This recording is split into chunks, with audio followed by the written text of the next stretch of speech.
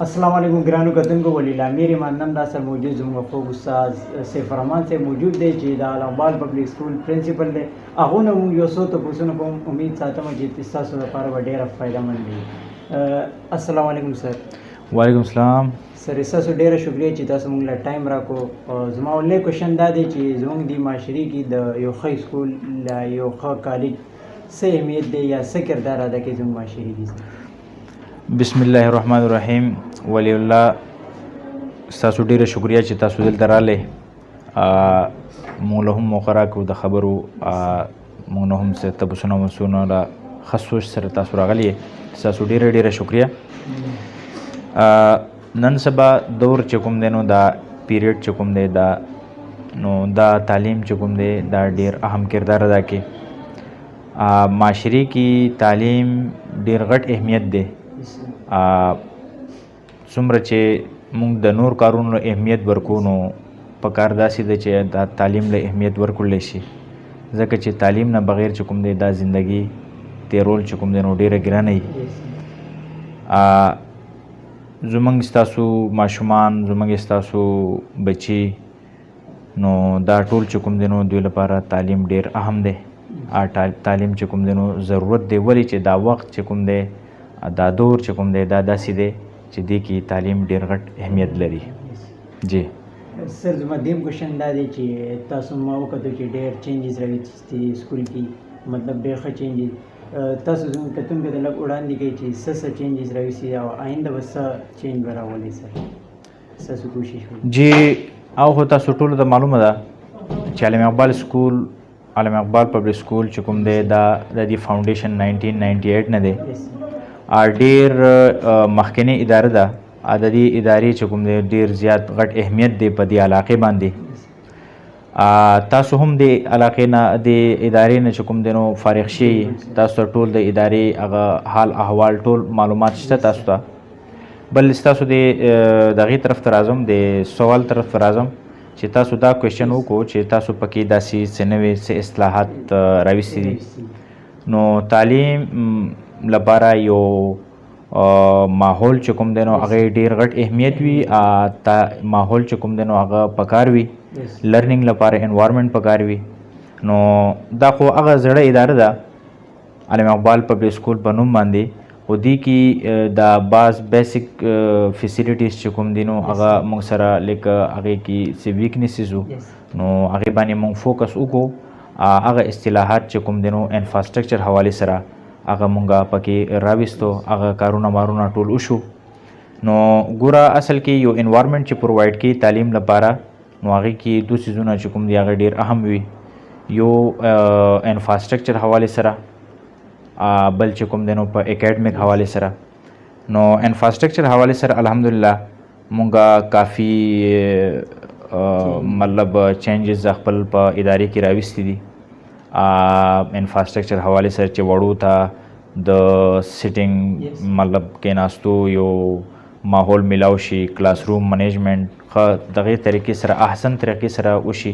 نو بیا هغې کې ماشومان ناسي سبق حاصلې نو هغه ښه طریقې سره هغوی ته مطلب هغه فیسیلیټیز پرووایډډ وي نو هغوی ښه لرننګ کولی شي. لرننګ لپاره انوایرمنټ چې کوم دی نو هغه ویری ویری امپارټنټ. نو دویم خبره اکیډمیک حوالې سره ده. انشاءالله زموږ انفراسټرکچر باندې دغه وشو، کار وشو تقریبا 100% ووایه چې 100% وشو، کافي کارونه شي دي. اوس دې پسې نیکسټ زموږ پلان چې کوم دی هغه انشاءالله په اکیډمیک باندې دی. مخکې موږ هم لکه داسې نه چې دا یو نوې سرې نه یو اداره سټارټېږي، مخکنی اداره ده، یو نوم دی د علامه اقبال. دې نه هم دومره واړه ډېر واړه فارغ شوي دي، ښه په جابس باندې دي. اکیډمیک حوالې سره هم اکیډمي کې هم انشاءالله به ښه اصطلاحات راولو، ښه سټاف به راولو چې هغې نه د قوم د بچي چې کوم دی نو هغه صحیح زیوري تعلیم نه راسته شي. سر. زما دریم کوېشن دا دی چې زموږ د علاقې کې مطلب فیمیل ایجوکیشن ډېر کمی ده. تاسو د فیمیل ایجوکیشن په باره کې زموږ د کتونکو ته به څه دغه کوئ؟ جی څنګه چې د ماشومانو د بوایز ایجوکیشن امپارټنټ دی دغه شانتي فیمیل ایجوکیشن چې کوم دی هغه هم ډیر زیات اهم دی. خو زمونږ ستاسو د علاقې حوالې سره چې موږ وګورو نو زمونږ ستاسو علاقې کې د فیمیل ایجوکیشن ټرینډ بې انتهایی کم دی. نو زما دا میسیج دی چې فیمیل څنګه چې تاسو خپل مطلب بوایز له خپل بچو له تعلیم ورکوئ دغه شانتي خپل بچو له چې کوم دی نو هم ګرلز له هم تعلیم ورکولو دا ستاسو یو اهم دغه دی چې تاسو ټول هم تعلیم ورکړئ. سر بل زما کوېشن دا دی چې تاسو ډېر وخت شو یعنې څو ټایم دلته ستاسو شو چې تاسو دې فیلډ ته راغلي ایز ا ټیچر ایز ا پرنسپل تاسو کردار ادا کوئ دلته سر؟ جی زه خو ولی الله تاسو ته هم معلومه ده ځکه چې ته دې ادارې نه فارغ یې. زه 2009 کې دې سکول ته راغلی یم، جایننګ ما کړی دی.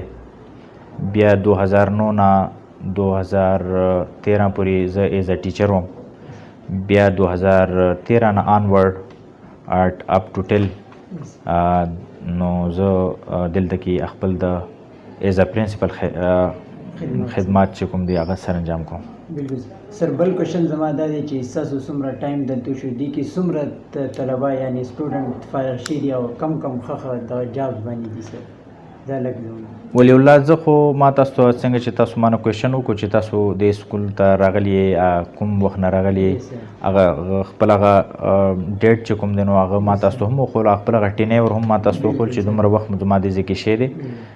نو ما نه مخکې هم ډېر ماشومان دی نه فارغ شي دي یا په ښه جابس باندې چې کوم دی نو دي. په زما په ډیوریشن کې هم ډېر ماشومان داسې دي چې هغه میډیکلز کې دي، انجینرینګ یونیورسټیز کې دي، بعض پکې ډاکټران شو، بعض پکې انجینران شو، نور ښه جابس باندې چې کوم دی نو دي. دې سکول نه چې څوک هم فارغ شوی دی الله په حکم سره چې کوم دی هغه ښه جابس باندې فایز شي دي. سر زما اخرنی کوېشن دا دی چې سکول فیس ولې چې هر یو اداره پرایویټ اداره په سټوډنټ فیس باندې مطلب چلیږي، تاسو د فیس په باره کې د کتونکو ته به څه وایي، پیرنټ به څه وایي مطلب؟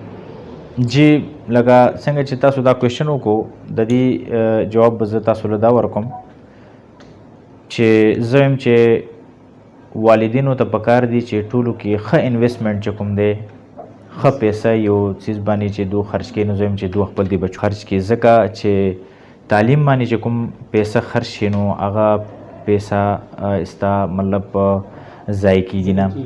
ټیک دی جی. نو دا ډېر اهم خبره ده چې والدین خپل